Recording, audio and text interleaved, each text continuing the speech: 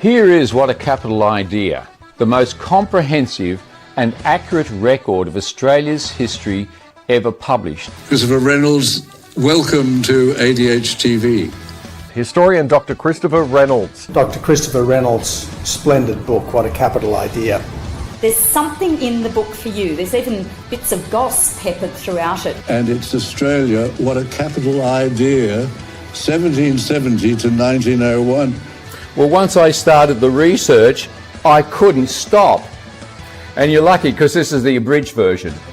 Incredible research, uncovering things that we've never heard of before or learned at school in history. As Eric Abetz, who was the former Deputy Prime Minister, said, I want to see this book in every home in Australia. But it's not just another history book, for I chase down the money trail, looking for the purpose behind why people did what they did.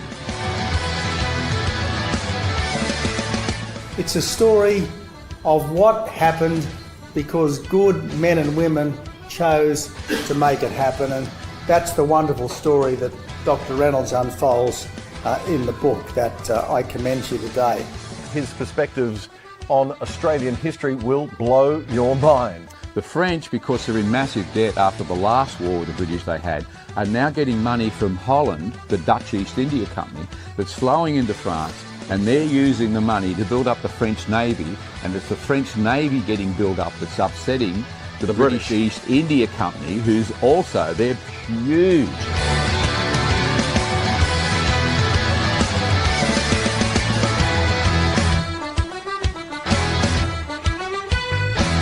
But I wasn't interested in what other people wrote about it. I wanted the documents. I go looking for original legislation, documents, diaries, and even newspaper reports to put together what really happened throughout Australia's history.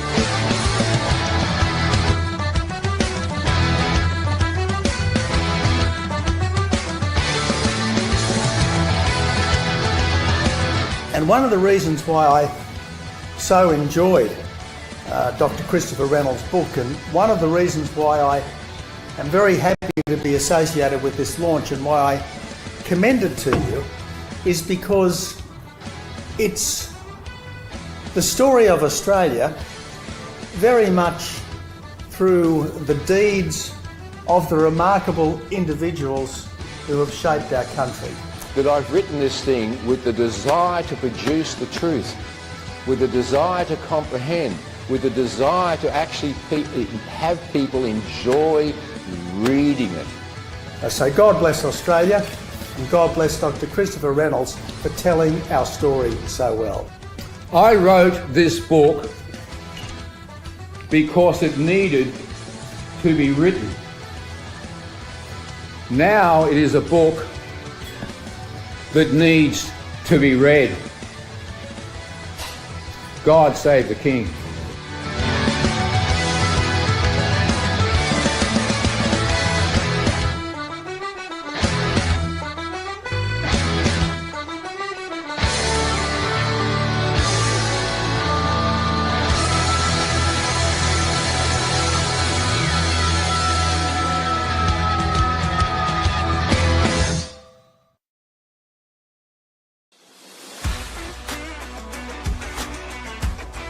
Perhaps you recognize me. It's your favorite president. We will decide who comes to this country and the circumstances in which they come. And if the yes vote is successful, we will be divided forever. What does confrontation mean? It means you fight for what you believe. We've got Trumpomania running this country, brother. Unless you're scripted, you're useless. I was saved by God to make America great again. We shall fight in the fields and in the streets. We shall fight in the hills. We shall never surrender.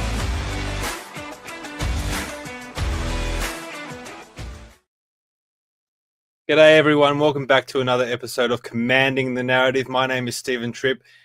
Thank you for watching, thank you for hanging with us. We've had one of those nights where what could go wrong has gone wrong, but thankfully we're up and running now, and hopefully it's well worth it. I've got a great guest lined up for this evening, and we've persisted, but I'm sure it's worth persisting because this is a big topic and one that I'm sure you will all enjoy. So let's kick it off. The link to StreamYard's already in the chat if you want to call in, or if you want to comment in the chat also, we want to hear your thoughts. But if you want to contribute to us, the best way to do it is by heading to Buy Me a Coffee. If you want to throw us a few dollars there, it helps to pay for the stream, it helps to pay for the website, and most importantly, gives me a warm and fuzzy feeling inside, which is very, very important. Also, please head to commandingthenarrative.com, the best place to go to keep up with everything that we're doing. Hit the sign up button in the top right hand corner and you'll get a weekly newsletter from me. Also hit the donate button if you want to donate to us directly. Hit the donate button and it's got a few more options if you're not comfortable with Buy Me a Coffee. And all the articles, all the upcoming podcasts and events are all on the commandingthenarrative.com website. Also, Australians for Better Government, we've launched this month, or back in January, actually, it's been going for a month. Please head to the Australians for Better Government website and sign up to be a member, australiansforbetter.com. Now, membership is still currently free. That is going to be put up to $45 in probably about 2 weeks' time. We need that money to host events and do some other things to build momentum with this movement. But if you would like to check us out, please head to australiansforbetter.com. Hit the join button at the top there and you'll get to this page and you can sign up to be a member. As I said, membership is free, or if you'd like to donate, also please donate and we can get up and running and get moving with this movement that a lot of people are excited about, Australians for Better. But we've got a big show. Let's get going. We've got Dr. Christopher Reynolds. Now, Dr. Christopher Reynolds is an author. He's recently written the book, What a Capital Idea, which focuses on the history of Australia from 1770 to 1901. And it's probably the most accurate record of Australian history ever published, which is a big claim. So let's bring the man on himself, Dr. Christopher Reynolds. Welcome to Commanding the Narrative. Good evening. Nice to be with you. Nice to be with you. We finally got you here, which is good. You're an international speaker, political philosopher, and you also previously held positions in the US Congress and Senate, which is pretty amazing. Do you want to start off by giving everyone a little bit of a background of who you are? Well, there's a good question I go to sleep with all the time, mate. I wake up in the morning thinking, who am I today? But I mean, the thing is, yes, you've touched on an issue. I am the only Australian ever to hold positions in the US Congress and the US Senate.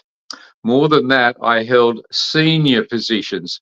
I was the senior professional staff at the Senate Judiciary Committee, which, if you follow it, is the supreme committee of the Senate, if not the whole Congress.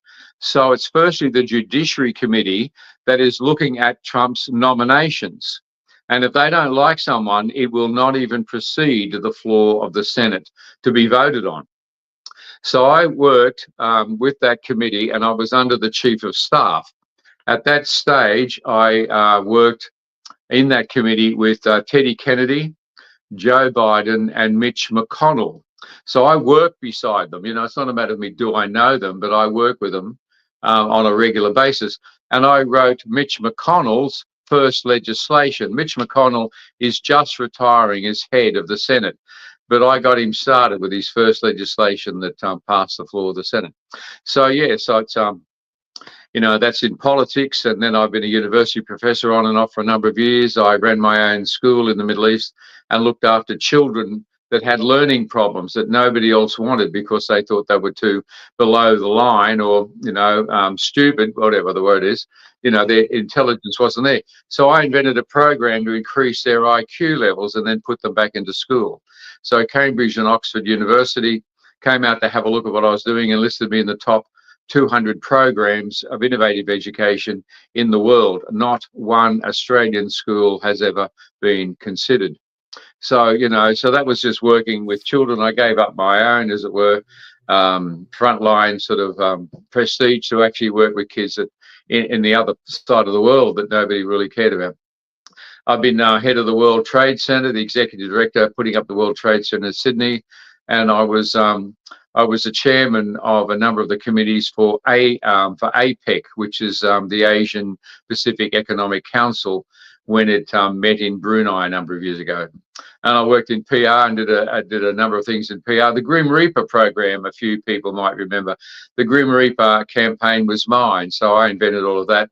And the young fella holding up the flipboards, his name was Simon Reynolds. So when I got a better contract and went somewhere else, Simon got all the credit for my work on the Grim Reaper.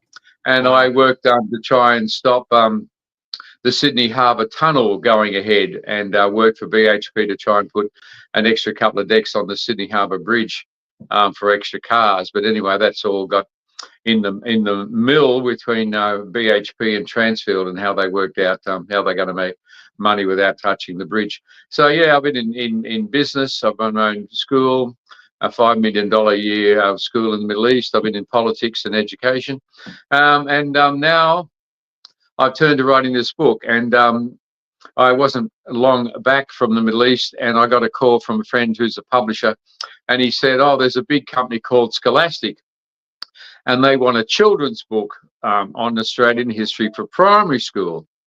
And I said, "Well, how on earth are you going to do a primary school history book?" And I said, "They're only teaching them for 6 months at age 11. I mean, how on earth? I mean, what are you going to do in 6 months? I mean, is that once a week times 6 times 4, 24? Do we actually get 20 lessons to actually teach 11-year-olds about Australian history?" I said, "Well, what are we going to do? Do music or song, or is there going to be a comedy like Wacky Warriors or something?" Anyway, I said, "So, I don't know how to do it." I said, "So let me get back into the research, because I have my PhD and a full proper PhD from America. And my task was to rewrite the Australian Constitution so we could function as a republic, which is to say, I understand the Constitution very well, and I certainly understood Australian history." So I said, "Well, let me get back into the research on this children project, and when I get into that, I'll get back to you." Well, once I started the research, there were so many mistakes, and one guy was copying what another guy wrote, and that guy was copying the first guy, or they're up to the 5th edition of the same stuff they published since 1960. And I've got a nose for research, or I wouldn't have been working for the White House and the Senate if I couldn't write well, because I didn't have connections. I was a foreigner, had a green card, and yet I almost got offered, I did get offered a job to work in the White House. An Australian working in the White House. Great compliment. But anyway, the fellow looked out the window, and he said, "Oh, I think the security clearance will cost us too much." So anyway, but nevertheless, I got a commendation from President Reagan for. Now you see how the Congress and the White House fight all the time. They've got to get one passed and then another one. So for the president to write to a staffer in the Senate is extremely unusual, never happens. But I got a letter from the president thanking me for my exceptional work working in the Senate and the Congress.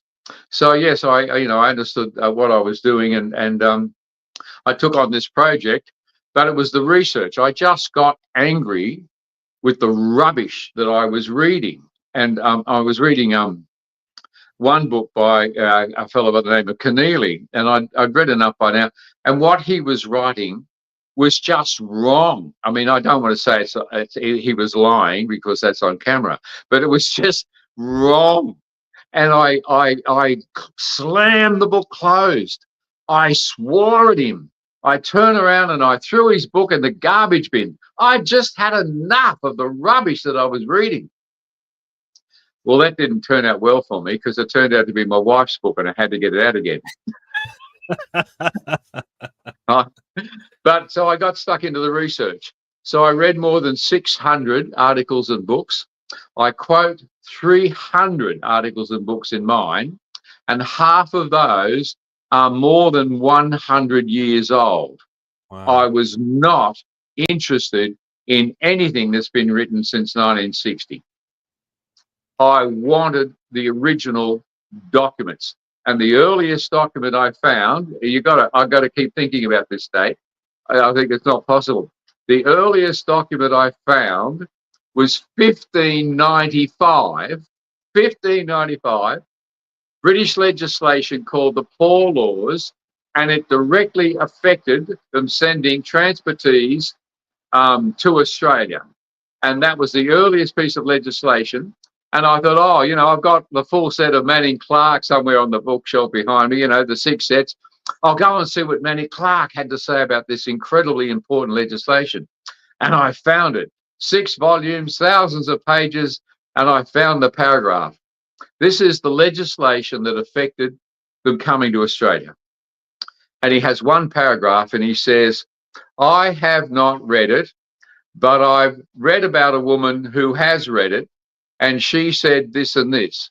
And I thought, you have got to be joking. How come I can find this legislation? You're the man with the reputation. You're the man with the 6 volumes.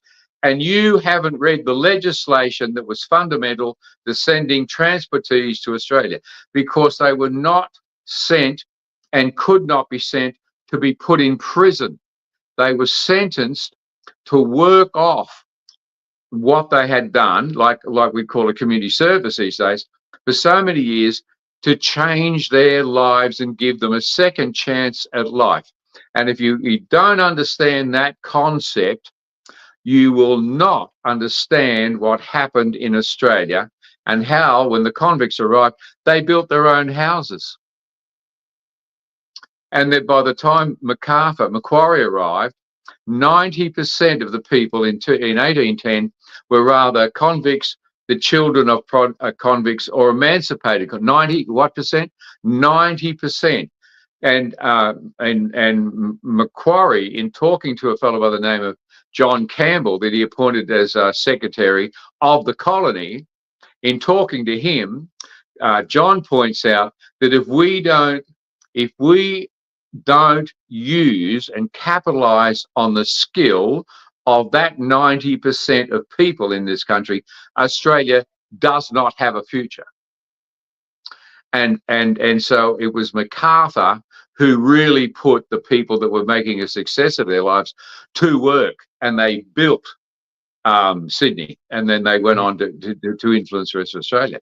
So you see that really fundamental piece of legislation, and people like Manning Clark and certainly Keneally hadn't bothered to read it. They didn't understand, and the Fatal Shore did not understand why they came to Australia.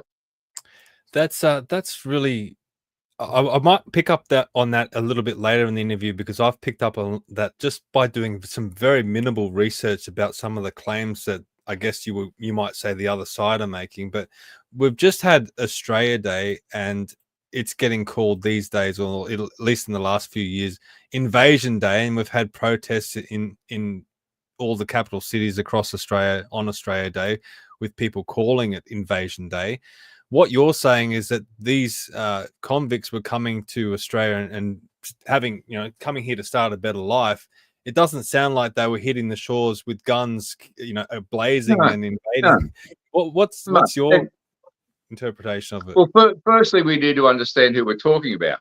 If the Romans had shown up on the beaches of Australia, do you think they would have given 2 hoots with their swords and the shields? They would have just marched across the paddock and murdered anyone. If we hadn't been victorious, if the Americans had not been victorious in the Second World War against the Japanese, do you think the Japanese would have cared? Or even the French? They overwhelmed their enemies. Now, what actually happened at this time in England, because it was going through a Christian revival under John Wesley, then there was this incredible growth of benevolence and caring, and mixed with a European enlightenment of new ideas and liberties, and even concepts as radical as democracy. The whole concept that human life had value was already in the psyche of the most powerful empire in world history. These are sophisticated people. You've got incredible music and art and design and building and bureaucracy. Never forget that the British gave us bureaucracy, right? And they did. Organisation. This is how it's going to be done. So when Arthur Phillip arrives, he's got a letter in his hand from King George III. And on February the 7th is the big day when Britain declares that it now owns Australia. Now, I was reading through the Mabo case, And the Mabo judges refer to Judge Blackstone, which is a very famous old British lawyer, but when he speaks, what he said was it. And Blackstone, they quote in the Mabo decision, Blackstone had said, when King George III signed that letter's patent, Britain owned Australia. By international law, he owned Australia at that point. So on February the 7th, Phillip and the young Attorney General, David Collins, and the Soldiers' March, they stood up and read that incredibly important document that sets out our legal system, our social and our political system. But it's not taught in schools. This is the fundamental document for this country. Now, in that document, the king actually does something that had never been done before, and that is he bans slavery. Think about that for a minute. If he hadn't, and they had arrived in Australia and said, righto, all you fellas over there, you've got chains and you're working on the gangs, we're selling you on ships, you're going back to these places, the traders, the slave traders will be here on Monday, you know, and you'll be all gone. But he banned slavery, and he made, in the same breath, all the inhabitants of this nation became equal in rights and British subjects. Now, that had never been done before. I've just read a case under Macquarie, and I'm about to write it up, where there's an Aboriginal fellow that's got a grievance against a Caucasian. And Macquarie says, let him sue him. You know, he's got equal rights with everybody else. The first Aboriginal to sue because he had the right to sue a Caucasian for some misdemeanor.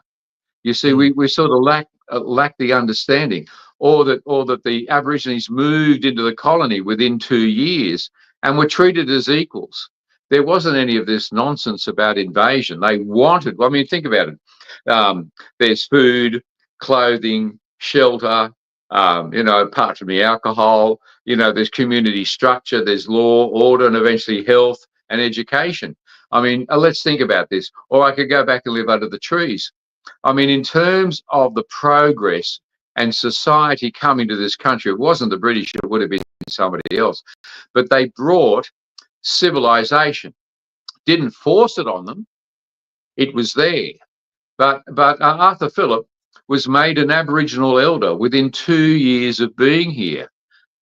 Arthur Phillip became an Aboriginal elder and was given the name Wallawari, and Bennelong, who held the smoking ceremony outside the tent, gave him his daughter to care for. And from that point on, Bennelong called Arthur Phillip father, not governor, because Phillip had become a member of his tribe, an elder, and he had therefore responsibilities to the tribe as the tribe had responsibilities to him. We totally missed it, but it's all there in the diaries if people had bothered to pick it up. There was no invasion because they could have run up the beaches and slaughtered everyone, but sending 700 transportee convicts and 700 use-by-date soldiers, you know, was not an invasion, you know, and then the battleships left them to it. So it's a really nonsense idea. But under international law that still applies, The Hague is still the centre of European law. Under international law, Australia took possession, I mean the British Crown took possession legally of this country. And I mean, as a fellow from Torres Strait said years ago, thank God they did. I have a bunch of questions based on all of that. Right, good. I'll keep the answers short. Yeah. I guess the first one is how, if we do look at that international law, because this was, from what I believe or what I've been taught at least, the Mabo case hinged on this and the idea of terra nullius. Yeah. So how did the British take possession of Australia if the Aboriginal people were living here under international law? Because terra nullius, terra land, nullus, you think it means nobody. But this is Roman, this is Latin, and it means nobody rules. So land that nobody rules. It didn't have anything to do with anybody wandering around. And the people that lived here were some 500 warring tribes. They didn't even speak to each other. They had 500 different languages. And the culture is similar, but they're variations. And I mean, some tribes were just virtually wiped out by the wars with the other tribes. You know, they're down to a dozen people. And there's stories that there are even Aboriginal pygmies in Western Australia, early reports, but they all got beaten and eaten, and they'd all gone along the way. So there's nobody you could have, you see, Britain was so powerful, they could have done what they did in India, showed up and said, we're going to pay you so many thousand rupees a year, you know, and we're going to do this and we're going to do that. They could have done a treaty, which is unusual because a treaty is to end a war, such as the Treaty of Paris with the American War of Independence. So they could have done an arrangement, agreement, a contract, and just sort of paid the money or given them, you know, more tools or something. But the Aborigines had no sense of value. Life had no value. Nothing had value. So you couldn't trade or do a contract. It's just scratching your head and say, what can we do? Which added to the notion that every country across all the Caucasian countries could see that there was no law. Everybody accepted it was terra nullius. Now, you referred to the Mambo Declaration. There's 150 odd pages in that. I went through it looking at it, and I was looking for sentences that had to do with terra nullius. And every time there was a paragraph, I'd pull it out and put it on, you know, in Word. I was collecting them. I had 5 pages of paragraph quotes where the judges confirm the international British right to terra nullius. They do not question Britain's ability, authority in taking over this land. It is not questioned. And it certainly wasn't in cases in the late 1800s where the same issue came up. So the judges then have to turn to land law and try to get around land law to see whether they can do something with natural title. The best thing about the Mabo Declaration is the last paragraph. After wading through 150 pages, you think, my goodness, I've come to the end. And in the end of it, what have they got to say? There's 3 sentences, and it says, this issue is an issue for the Queensland government, full stop. We should never have taken on this case, full stop. If something needs to be done, it needs to be done by the Queensland government, full stop. So it's the following year that Paul Keating passed legislation, federal legislation, taking over the responsibility of land rights and care of Indigenous people. Now, remember, by the time Keating has written, by 1900, they did a census, and the census says of the Indigenous people we can identify, only 5% are full-blood true Aborigines, and the rest have become a Creole mixed race. By the time you get to Paul Keating, you're down to less than 0.5% of people who are Indigenous are actually full-blood true Aborigines. That is, they've got 2 totems and their mother and their father. So you've got a Creole race who really, under Aboriginal law, have no claim to even be associated with land. They never own land. In their religion, pantheism, the people, humans, are part of creation. You don't own it. I think it's in a Paul Hogan movie. There's something where it says, I think he says, you know, the Aborigines don't own land. It must be the crocodile scene where he's, you know, in the branch and sitting on the tree and the croc's underneath, you know, and he just sort of gets out of it. He says, oh, the Aboriginal people don't own the land owns them. And that is correct. They are part of their religion. The problem is that it's gone too far, that you've now got people who claim to be Indigenous, such as with the Uluru Statement, and also this thing that just got banged on its head in Queensland, the Pathway to Treaty. In both those documents, they start off by declaring that they are not Australian, and they want to sue the citizens of Australia to get money, of course, in terms of compensation for what happened to some of their relatives, because remember, they're not full-blood Aborigines that are making these claims, you know. So the whole thing of terra nullius, I need to do a proper article and get into Locke and Hume. There was a French book, I have read it, that laid out the principles, and you couldn't just say, oh, I want that bit of land or whatever. You had to have a settlement. You had to work the land, which is an old Irish concept of ownership. And so that's why they had to come and settle in Botany Bay / Sydney if you were going to enact that law of terra nullius. Got some good comments. Some people are loving this already. Dillymaz says, I'm going to re-listen to this so much. So I guess the point of this is that you're giving people information that I think they instinctively know this. I mean, common sense will tell you a lot of this stuff, but we don't hear this. We get told the opposite. But I interviewed Sorry? Go on. I interviewed an Aboriginal elder during the Voice referendum, and she was talking about when she was growing up in South Australia, and she said, you know, the Aboriginal mothers used to seek out the missions and go there because they were well fed and they were housed and they were looked after. But if they stayed in their tribe, they'd get beaten and bashed and worse. From you going back to these historical records and these diaries, did the British talk about how the Aborigines behaved when they first arrived in Australia?Id they observe the way that the tribes were set up? Particularly David Collins, who was an Irishman, but he was the judge advocate. He was the top judge, the attorney general sort of thing we'd call him today.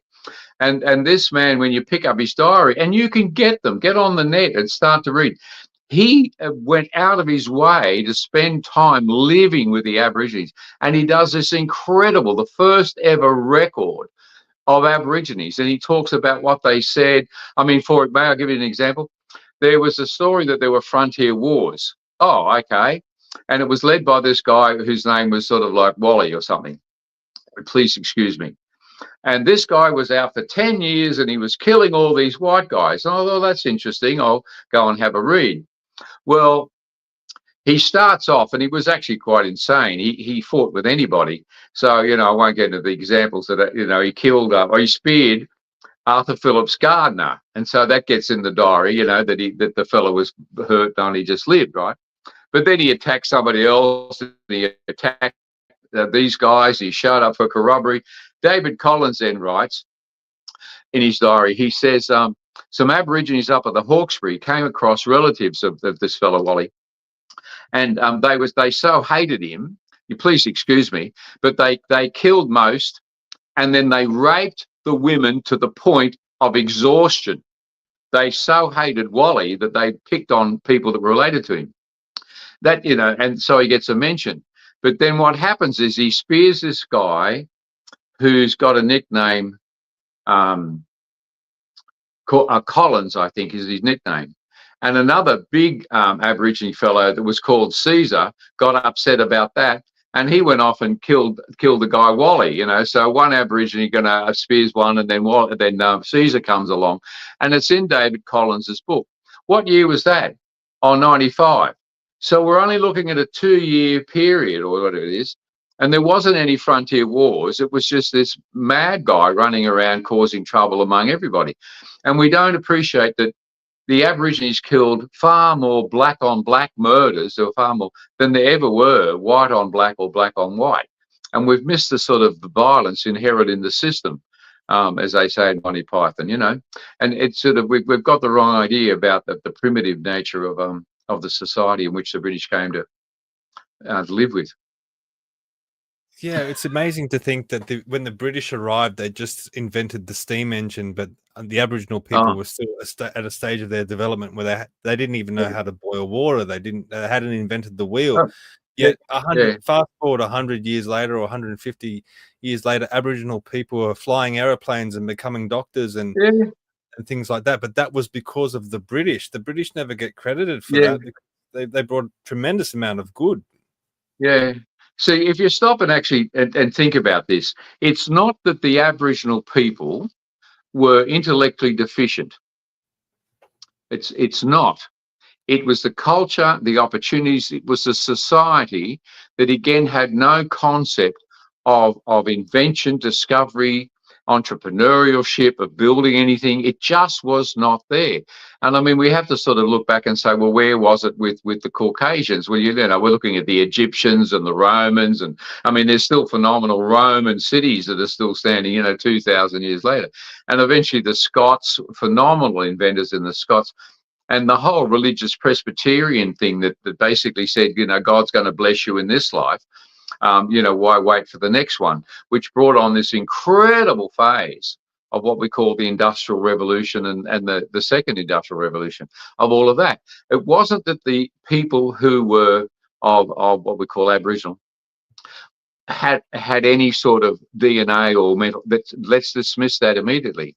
It was just the culture and the environment. So the moment we see people getting the opportunity, the language and etc., then yes, we see people taking advantages. What is it today? I mean, the number of people that are Indigenous, the only statistic I can recall is of the people who are Indigenous and married, 70% are married to non-Indigenous people. Like Jacinta Price, you know, she's married to a Scot, fully about integrated. She's just part of the culture, you know, she's just part of being Australian, very proud Australian. So that's, you know, doesn't really matter. I mean, you wake up and you say, you know, your parents say you're this or you're that or whatever. Well, that's a description. But so they could go, whoops, I was telling you a fib, you're really one of these. I mean, it doesn't really change the existential reality of who you are now. We all need to get on with our life today, you know. So it sort of may help the psyche. It doesn't really help us solve our problems as we face day-to-day things. So yeah, let's just get on with being Australia. It's a great country, a wonderful country, you know, of the opportunities, and we just need to take them and just get on with each other.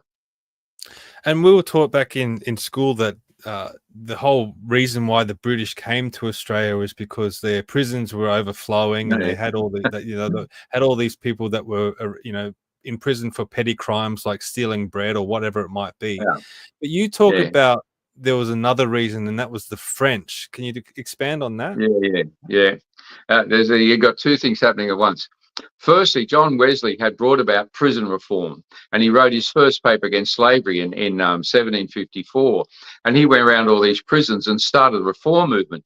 Now, that had two aspects to it. One was fixing up the buildings, but the second aspect was a whole new concept called reform, that people could actually change their behaviour. So this was already happening in England.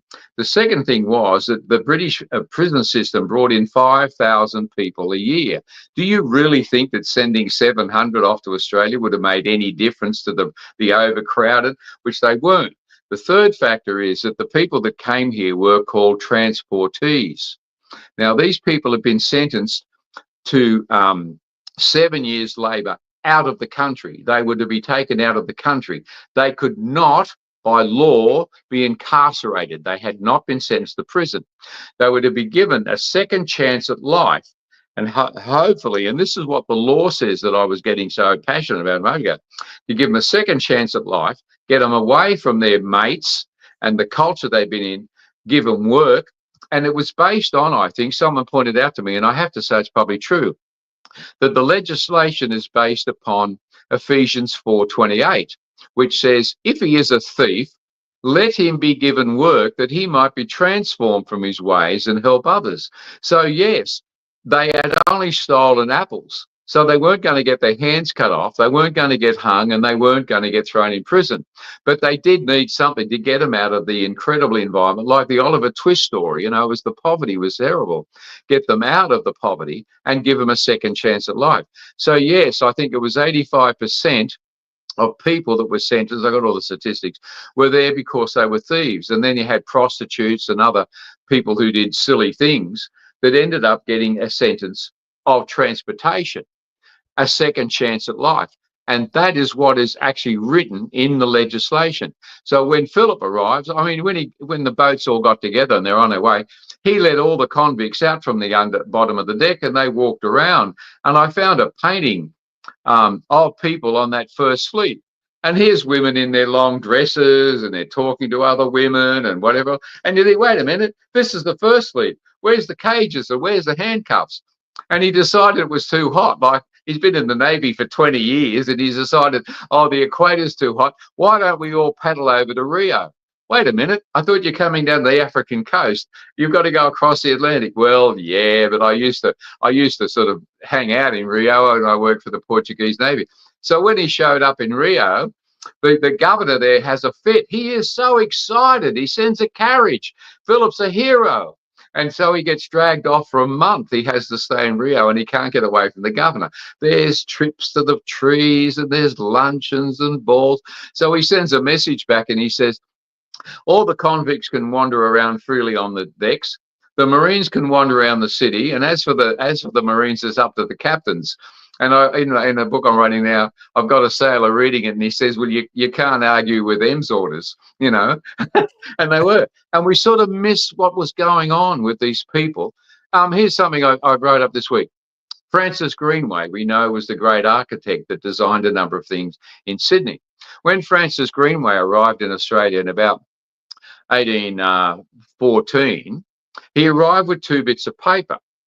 He'd been sentenced to 14 years in the New South Wales colony because he'd forged a document to do with his father's will, and other relatives had picked him up on it and complained, etc. So he got transportation for forgery.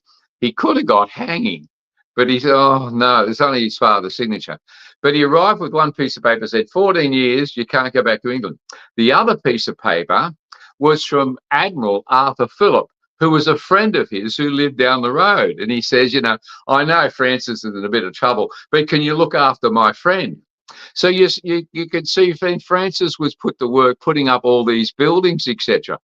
He was not incarcerated, and he was promoted to a position, because the moment you had a skill, forget the prison business, you'd have to be here for 14 years unless the governor signed something to give you a ticket of leave, which he did. By the time Arthur Phillip left, 85% of the convicts that had come out on the 1st, 2nd and 3rd fleet, 85% he had released. Not 5%. 85% within 4 years, he'd written tickets of leave. Wow. So you've got to, you know, here is a whole new concept of giving a second chance at life for people's benefit. And unless we understand that paradigm, and it sort of gets into the Australian psyche today of giving somebody a fair chance, you know, don't question their background too much because you might be surprised where they come from. You know, lending a hand, mateship. Where did we get the word mate from? It's a naval term, right? Mates. And so by the time we get to the wars, of course, you know, our mates are those that are dying and surviving beside us. So we have this incredible paradigm of giving people a second chance, a fair go, and giving a helping hand. And that's become part of our paradigm of living that goes all the way back to when the first fleet. So no, there was no getting rid of people to get out of the prisons. And yes, there was money in it. You want to hear about the money? Sure. Where was the money? Where was the money? Well, you know, you've got to sort of say, well, you know, why send all these people off to Australia? Nobody wanted to go there. Nothing grows there. There wasn't any shipping routes. So I went looking for it. And so, you know, it was the French, and it becomes the best research I've done in my life is what I'm about to tell you. And so it was the British East India Company, is a huge company, bigger than BHP today. And we're very upset about the French building up their navy. And they had worked out a system with these sort of rebels in Holland who'd got onto the businessmen who didn't want to pay taxes to the head of Holland. And they were bringing money down, loans to the king and the people in France. And the king was using the money to build up the navy. Now, this all sort of comes out because Arthur Phillip was a spy. He actually worked for the British Secret Service, the same as James Bond. I searched around to see if his number was 001 or 002. Where was he? But I couldn't believe that here he was working for the British Secret Service, and he was ronding around France and sending reports back on La Perouse, etc. And it was phenomenal. So they knew that the French build-up in Brest, I think the name of the place was Brest, and so they knew. So the thing about it was that they sent the colony off to New South Wales. As you come down the coast, there weren't too many places they thought was a good port. So Botany Bay, you know, got it sort of thing. We'll all go to Botany Bay. So they could send ships off. It was virtual signalling is what we call it today. You know, it was a symbolism to the French that we fully intend to support the British East India Company. I finished the book, and I had this name rattling around in my head, and I rolled the other side of the pillow, and it was still there, and I rolled back again. And the name that kept bothering me was a guy called Francis Harris, James Harris. Who is this James Harris? Well, I went looking, and James Harris was Baron James Harris, and he was the British ambassador to The Hague. Remember, the centre of law and order, right? So he's in Holland. And 2 weeks after the First Fleet left, which cost £84,000, which is less than 20 million, with all the food and the animals, etc. 2 weeks after, I have the date, Harris met with Prime Minister Pitt, and my guess is Osborne, Francis Osborne, the Minister for Foreign Affairs and Diplomacy, would have been there. And my guess is that Lord Sydney, in charge of colonies and war, and they met privately. And I believe it was in the Brooks Club in London, but I've got the date. And Harris says to them, what if our enemy's friend's enemy became our friend? And they said, Harris, what are you talking about? And he says, well, our enemy is the French, and their friends is the Dutch. But the Germans are just sitting there. So what if I came up with a plot where the Germans didn't like the Dutch and the Germans wanted to fall in love with us? And they, you know, are you playing chess? What are you doing? And eventually the Prime Minister said, well, all right, Harris, this has to be a secret. If this gets out, you are going to bring on war. If you are going to go and jeopardize the French by moving people around in Holland and Germany. But how much do you want? And he says, £70,000. How much did it cost for the First Fleet? 84. Harris wants almost as much money as the First Fleet. And the Prime Minister says, it'll be in your bank by Friday. And so he goes back to Holland. He goes back to Holland, and he works out a plan with the Dutch king, Prince William of Orange, the fifth or something. He works out a plan with him that involves his wife, and then I get into Dutch documents, and then her brother was the nephew, so was she, to King Frederick of Germany. Old Frederick dies and young Frederick gets the job. So now it's his sister that's in Holland, and James comes up with this plan to get Wilhelmina arrested by the Patriots and set Europe on fire. 25,000 German troops are on the border of France, ready to attack at any minute. The French don't know what to do. They think that the English are going to come and fight the Germans. But oh no, there's a secret communique that I got hold of between the Germans and the British. And the British said, we would be most happy to support you in what you're doing. I got hold of the original official document and the number of months they plan out and the scheme. And within 5 months, Harris brings down the Dutch Patriots, which affects the French because they said they'd always support them. The French court is in disarray because the last thing they want's another war. They're in debt for $250 billion. The French court's in disarray. And eventually the English put pressure on them. And October the 16th, 1787, France makes a public declaration. I don't know whether you banged it on a tree or what you did then, send it out as a public thing. And it said, we the French will now see no value in any British or Dutch interests anywhere in the world. What's the date? October, November, December, January, 3 months before the First Fleet arrived. It was finished. Britain did not need the Sydney colony.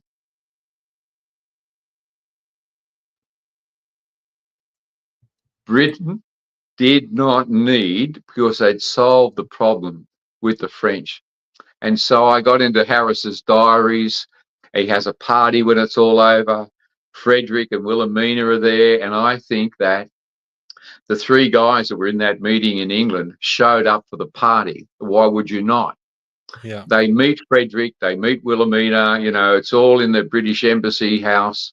And it's there that I put into their mouths the discussion of where the Prime Minister says, shall we bring, or Osborne says, shall we bring the First Fleet back?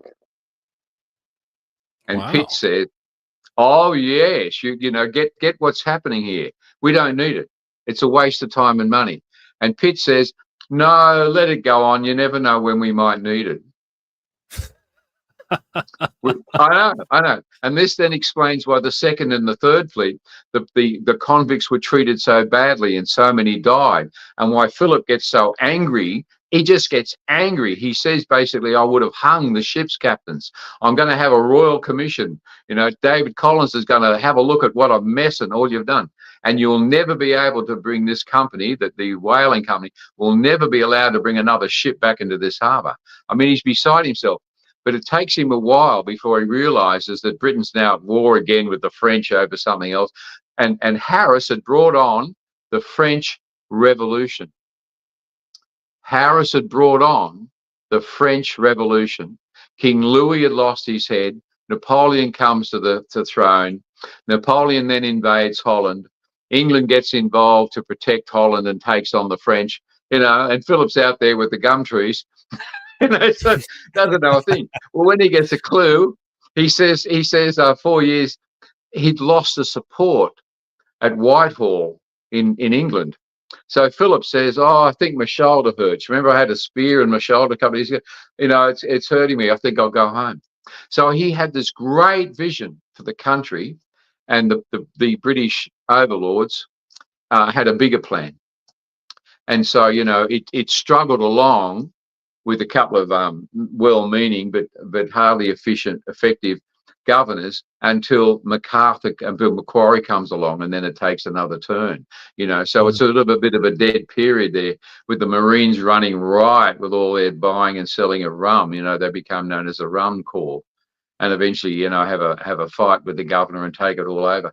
Well, the first thing they do is when Macquarie arrives, we put them on a boat and sent them home. You know, they were sent home in disgrace. But he then changes the thing. You know, you can hear what I'm saying about the money and what's going on, and, you know, and they still had, you know, some hope for what was going on in Australia. And certainly the wool industry changed England's, the leaders' minds about needing uniforms and wool, etc. So, you know, the economics is there about why they kept it going, money, why they sent the people out to Australia, money, and how it all came to an end, money. Until we understand that in everything, if you're not chasing the money trail, you're not understanding why they're making decisions. We've got no idea about Australian history. And it's not like these settlements were just a given thing. Like, if you look at the history of America, they sent a lot of settlers to different areas, and those settlements would fail. So they're sending people even further to Australia. Oh, yes. It could have failed. And you know, and it was sort of expected. And this is an interesting thing. Why didn't they not pick an aristocrat to head up this great venture of a colony on the other side of the earth? Well, what if it failed? It would be embarrassing for that family. So when you get and have a look at Philip, nice bloke, don't want to take it, skilled, 5 languages, but he'd had a marriage fail. He couldn't be a farmer. There wasn't any war. And he took the job as a spy because his friend, Lord Townsend, Lord Sydney, Thomas Townsend, said, oh, well, mate, would you care for a job with the Secret Service? You know, I'll keep you employed. So he had skill, but he was of no significance as a person. So if the colony failed, it would be no skin off any aristocrat's nose, and we totally miss why he was chosen to head up this colony, you know, because it was no big deal. The other thing you mentioned, America, how even the English colonies got going in America, they were all joint stock companies, private companies that got a letter of commission from the king allowing them to set up a colony for trade in the Americas. And what did England get out of it? You must trade back with us, money, and we'll give you redcoats to protect you. Money, again, you know, cost us to send this, and you'll trade with us. So the American colonies, the people that went to America, if it was in the early stages were British, then of course it was under British government control, but private companies. Later on, of course, and you know, I've got a map in the book there somewhere of what America looked like at the time of the War of Independence. And there's three big colours across it: England, Britain, France, and Spain. I mean, they just had America, all of Canada. So they'd already claimed it under what law? Under what law? Terra nullius. They owned all of America, right? It was a law that was being used. So that when you actually look at that map and you then look closely and try and find the 13 colonies, they're 13 little red dots on the coast. They were totally insignificant to what Britain and France and Spain owned across the whole land there, you know. So with all that, they were private. The thing about the Australian colony was it was the first time that Britain had started a government-sponsored colony. And that becomes significant, and that's why we get letters pattern that establishes this is the way things are going to be done, and that's why that letters pattern is so important. I found the original letter.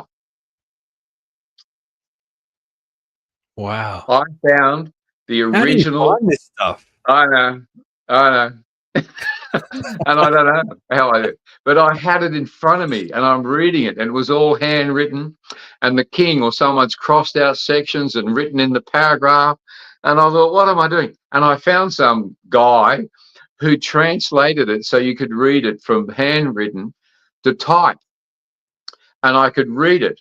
And I thought, well, there's all these comments that are so important. Like there's a big section on religion. And the king just crosses it all out about being the Church of England being the head religion. And in the side, he puts no freedom of religion. Right? Well, that's incredibly important political science that he was taking a turn. So I ran the whole thing through Illustrator, and I put in the sections that were crossed out, and I managed to put in the comments down the side, and it's in the book. If you've got the book, you can read the original letters pattern that establishes this country. Why not? I mean, why are we not teaching this thing in school? It had to go in the book. Well, we should let people know where to go to get the book. So it's reynoldslearning.com. Yes, it's the book is called, and you can, if you forget, you just go looking up what a capital ID. You've only got to know that, and you come up on this page called Reynolds Learning. And then underneath that, which is the publisher, you've got the picture of the book on your left there. See that picture of the book? If you click on that, please. And then it comes there, and there's your options for buying the book, right? But you know, I wrote this book because it needed to be written. But today, it's a book that needs to be read. I've just come from having a drink down the local surf lifesaving club on a Sunday afternoon. And I'll, you know, walk in, we get a couple of drinks, and we're on our way over to a table in front of the music. And this great big guy stops me. Chris, he says, oh, yeah, you know, great big bloke. He's, yeah, I know. I got to take him a hand. He says, oh, Chris, how great to see you. I mean, why? Why? He said, because you gave me a copy of your book. And I'm looking at him, and I said, his wife's on the other side of the table, why would I give you a copy of the book and not have you buy it? To which his wife laughed. And it turns out, as I recall, his name was Ben, and he's the chief inspector for plumbing for the Gold Coast Council. And when he came out to inspect my job for the plumbing, he and I got into this rave about AC/DC and how we both really love AC/DC. I went to school with Malcolm Young and Angus Young of AC/DC, wow. Right? Yeah. Anyway, oh yeah, you can see where I get it from. Anyway, so we got in this great conversation. Then he said, what are you doing? And I told him about the book. And he said, oh, your book. He said, your book. Now, this guy's a plumber. The book, it's so great. And he talks to his wife. This is the man that wrote the book. And I'm like, you know, what did I do? The book. Oh, the book, says his wife. Anyway, this guy's read the lot. And I'm looking at him like, that's, you know, and he's just, I said, you're going to love the next one. But he's just a rave about the book. And it has turned his whole concept and pride in this country alive when you meet the people. And even the Constitution, oh, what a boring topic. Oh, no, not when I get to it, it isn't. And how an incredible vision these people had for this country, and we've lost that. So if you forget about that, what can you say? The rat bags that are on the street that are anti-Australian, go somewhere else. I mean, you've got a psychological problem if you can't see you're living in the best place in the world. And I mean, in the welfare, you know, you've only got to put your hand out and have an excuse. There's so much to care for people here. The benevolence never stops. And there's so much here. I mean, just look at the sky, and I love the sunburned beaches and how incredible, and the animals, and I know it's raining pretty badly in northern Queensland, but it's a big country, and we've got so much, and the laughter, the humour, and the camaraderie, and whatever. And for someone to say I don't like this country, I'm sorry, I got no time for you. You know, I want to.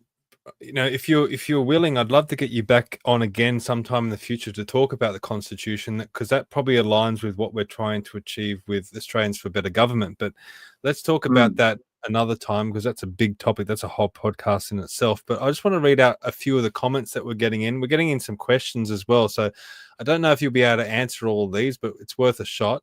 This is not a question. This is just a comment quickly from Anna. She says, school is useless. I could listen to this guy all day and it would be more value than every state history class I ever went to. So some high praise there from Anna.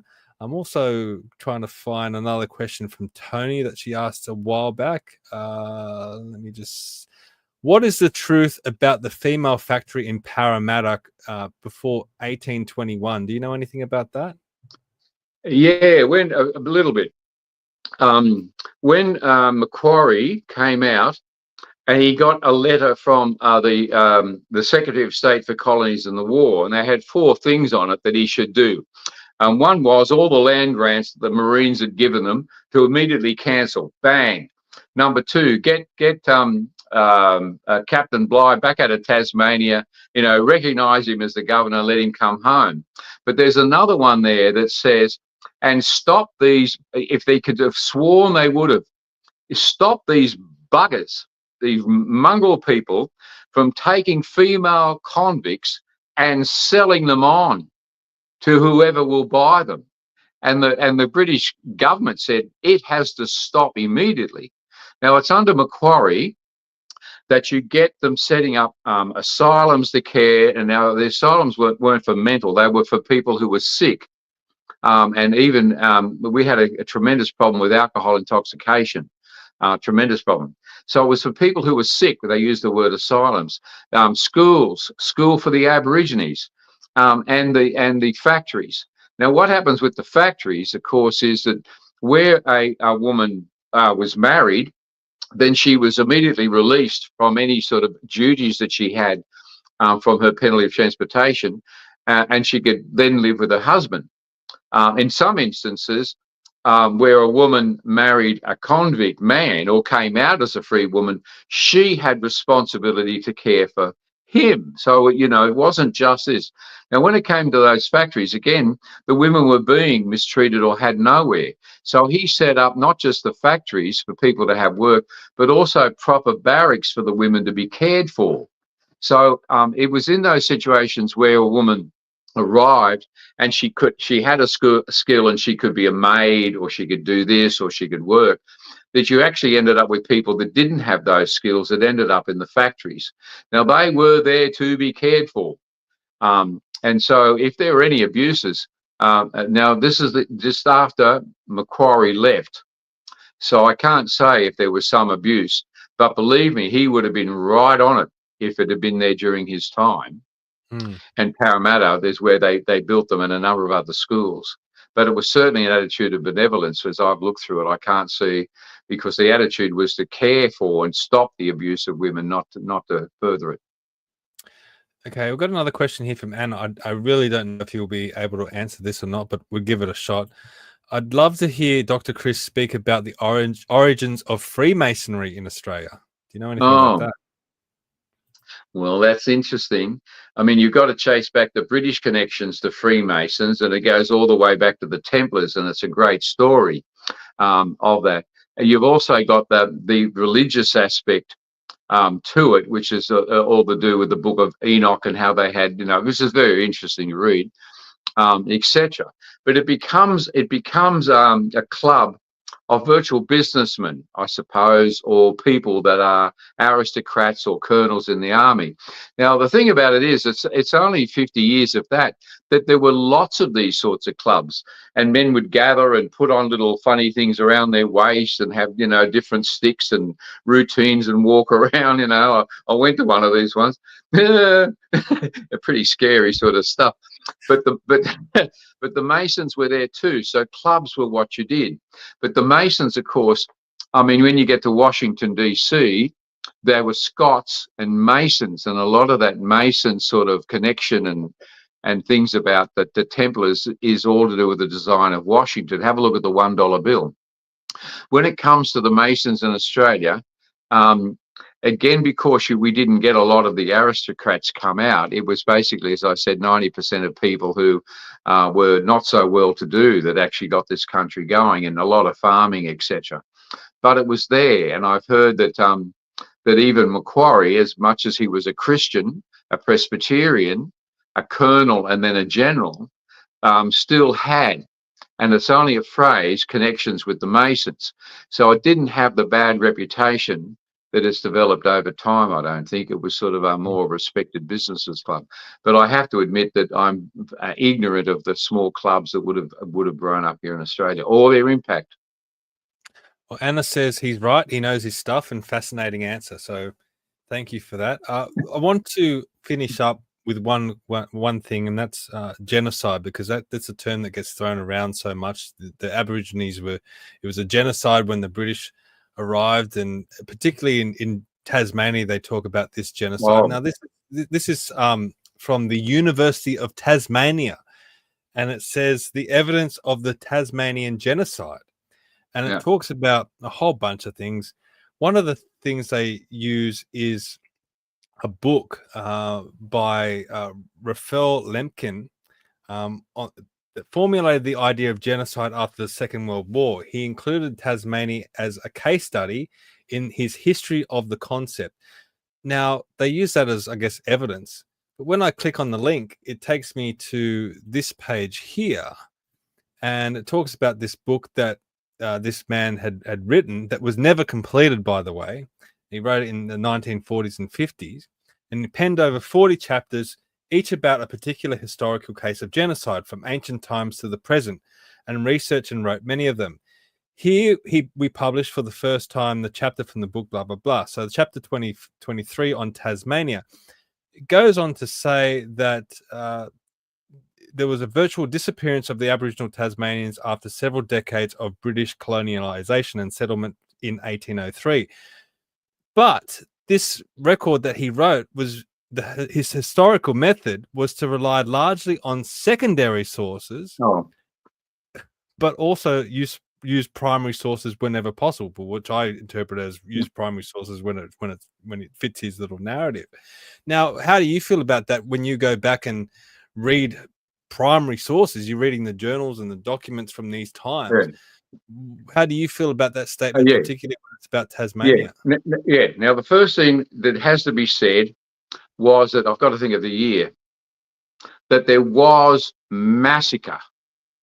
There was massacre that something had to be done about.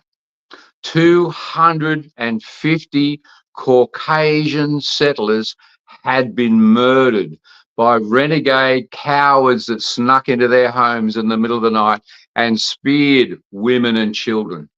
The massacre of the number of white people that were killed in Tasmania led the governor to put up a sign that I've seen it in bark. He had it in bark, and it had a picture where an Aboriginal, if a white guy killed an Aboriginal, they hung him. If an Aboriginal killed a white guy, they hung him. And you've got to get hold of the proper full thing, not the way they've cut it off for politics these days. Yeah, I don't know. I'd have to look to see whether it's the full bit. You've done well. It may be the right thing. But this was done by the governor. Have you got his name there? I should know. It's not a Collins. Eh? This is just the title of the book, The Last of the Tasmanians. Oh, well, no. They use that as the first image. So the governor decides that something needs to be done. Now, a guy called Reverend Robinson, for some reason, had a skill with talking to the Aborigines. And he coaxed, I don't know what he said to them, he coaxed all the Aboriginals that he could find in what we call Tasmania across to the Flinders Islands. It's got another name like Four Clues Islands or something. And a lot of them had left. But the murders continued, and that's when the governor, Downing, said, we've got to see what we can do to clean them out. And so a couple of hundred people walked across Tasmania. I mean, you know, could you hear them coming? I mean, these are Aborigines. Could you hear them coming? There's a white guy coming over the hill. Yeah, they've been at it for days. And so by the time they crossed Tasmania, they found one old man and a boy. Right, that's not to say, and the evidence I have is that there were still Aborigines that just didn't get caught. And so this walk across Tasmania did nothing. But Robinson was incredibly successful, and eventually the British government asked him to go across to South Australia. So I'm not sure what he was doing, but a lot of the people had gone off food, clothing, shelter. Where I connect to the story is that there was an Aboriginal woman that was taken to Flinders Island, and she marries a seaman. They have a child, and the daughter, and I should know her name. Anyway, the daughter goes and marries back on Tasmania a convict. Now, you know, he's a transportee. So he's got to go off to work every day. He's allowed to live with his wife. He's got a couple of kids, but he's got to go off to so-and-so farm every day. So he leaves the wife, what's her name, and the kids at home. Now, here's a very important point.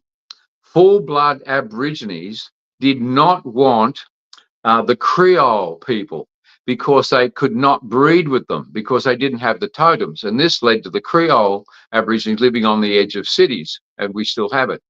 So they decide they're going to kill this woman, because that's what we do. We don't want them. So they put a spear to the child's leg. Mum drags the kid inside. She's only got a gun with shot in it. She starts firing it. It hits nothing. The Aborigines then decide they can't get in the hut. So they decide they're going to burn her alive and set fire to the roof. Oh, yeah, life has no value. So her screaming and the guns going off alert a neighbour. He alerts the soldiers, but by this time she's fought them off all day with, you know, with just two kids, both of them crying, of course. The roof's on fire, and she survives. So the husband comes home, and I don't know what he's got. Rocks, I suppose, and they all run off, and then the soldiers arrive. Well, the governor was so impressed with her bravery, remember she's a Creole, mixed blood Aborigine, that he sets the husband free, gives them a land grant, and they go on to own a pub. But I put this as a special story in the book, you know. I mean, these are meet the people that made this country. This story is important because there were still Aboriginal people in Tasmania. Anyone that says they were cleared out is just wrong. It's just wrong. It didn't happen. A lot of people did go off to the Flinders Islands, not a problem. But certainly it would seem the killing has stopped. The whole thing slows down. So there were massacres, but it was the Aborigines. Remember, they killed more blacks than they ever did whites. But there were 250 Caucasian farmers that were killed before the government did anything. Well, look, this is a massive issue. This is the Amnesty International page, the Invasion Day 2025 Activist Toolkit. Now, Amnesty International is a big organization. They operate almost like a charity. They're putting out this information, and they say that for Aboriginal and Torres Strait Islander communities, January 26th is a day of mourning. It marks the start of the invasion and colonization of this country, the mass genocide of First Nations people, and the dispossession of cultural practices, language, and country. So this is the prevailing narrative that gets out there across Australia. This is what our children are being taught. What do you have to say about that? Yeah, it's called, I call it the Santa Claus syndrome. And that is, if you tell yourself the same story and then you tell it again and again, you start to believe it. But these sort of people, read my book. I'll take them on. Where's your facts? If you don't have the document, you don't have the diary, you don't have the facts, I'm not interested in what Auntie Margaret says that Uncle Bill said at the other end of the bar. You know, you can make anything up and it gets extorted. I'm not interested. There must be integrity in my work. And so I will stick. And if you do come across a genuine case where there were massacres, take it on the chin. That's what happened. But I will not put up with people just saying there were massacres or there's nonsense about genocide. As I said, if it hadn't been the English, it would have been the French or the Spanish or someone else. And the people, the natives that lived here, would have been far worse off than being called equal British subjects. That is for sure. Let alone, I mean, the longevity, within the average life was 35 years for an Aborigine. I think within 20 years it had gone up to 55. So people, just to pick on the longevity of life, they were so much better off where they could get proper food and not raw food, of course. Think about all the bacteria, etc. And clean water and clothes and work and subsistence. I mean, another topic that people say, what about the protectors? Oh, that's a good one, a really good one, and how they actually did do good work. But that's worth picking up at another time too, you know. And yeah, it belongs to this country. It's a great history. If you've got some Aboriginal blood where you actually can say there's some of that in me and we're part of this country, that's great. But, you know, I'm 5th-generation Australian. I don't know anywhere else. My blood and DNA, this is my country. And indeed, I'm an Indigenous Australian. You see, you couldn't be an Australian before 1901 because that's when we became a nation. You may have been here, you may have been British, but you can't claim to be an Indigenous Australian before 1901. But I am. And lots of other people listening are too.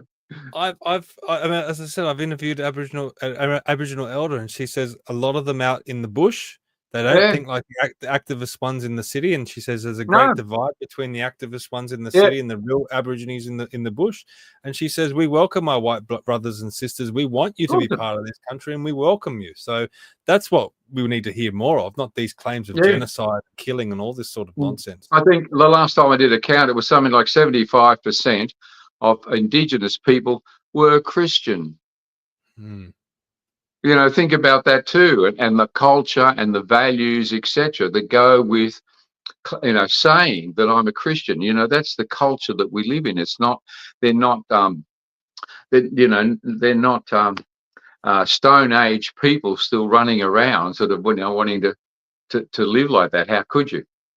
Yeah, you know, with all the resources around you, mate. I could talk to you for days probably, and I think the audience have loved it. Dilly Maz says best episode I think I've seen of Commanding the Narrative, absolutely stellar. And I know Dilly Maz watches every week. Get the book, you're going to love it. Get the book. What a capital idea. Yes. So right, here's something for you. Reynoldslearning.com and click the link on the book. You'll see the icon of the book. What a capital idea. Click that. And here's something for the people listening. When you get to buy the book and it flips you to the bank crowd and it says, do you have a voucher code? If you put in 1770, real easy, isn't it? 1770, you can get 25% off the cost of the book. Wow. How about that, everyone? Worth listening to this podcast again. I'm gonna do that right now, actually, because I wish I could get a signed copy too, but I don't know how we organize that. But you can. It's if you send me something that says you've made the payment, right, and it shows up on the system, I rather look for your name, or you send me an email to look for it, and when I send you the book, I'll sign it for you. Excellent. Well, how about that, everyone? That's fantastic. And look, I've really enjoyed this. I definitely want you to come back on and talk about the Constitution. I want you to talk about federation, because I think that's a huge topic, and I know that you'll probably be well versed in that. But this has been incredible tonight. Everyone's found it fascinating. So thank you so much for coming on. And it's a shame about our technical problems. This has all been done through my phone. I hope it came out okay. No, it came out perfect. So it was all worth. As I said in the beginning, we persevered, and it was all worth it in the end. So I much appreciate it. Thank you very much. All right. And for everyone listening, I say it every single week. I think it's more fitting than ever. Share this out, get this information out there, and encourage anyone that you can to buy Dr. Reynolds' book. Maybe even buy it for people for their birthdays or Christmas. I think buy it for their kids as well. Even if they're not my daughter's 3, but I'm going to buy a copy and make sure that she reads it when she's older. My son's even younger than that, so they'll both be reading it when they're older as well, because I think it's important for Australians to recognize their true history and not be sold the garbage like what's on the Amnesty International website and other places like that, because it's just completely wrong. So thank you very much for everyone watching, and we'll see you all next time. See ya.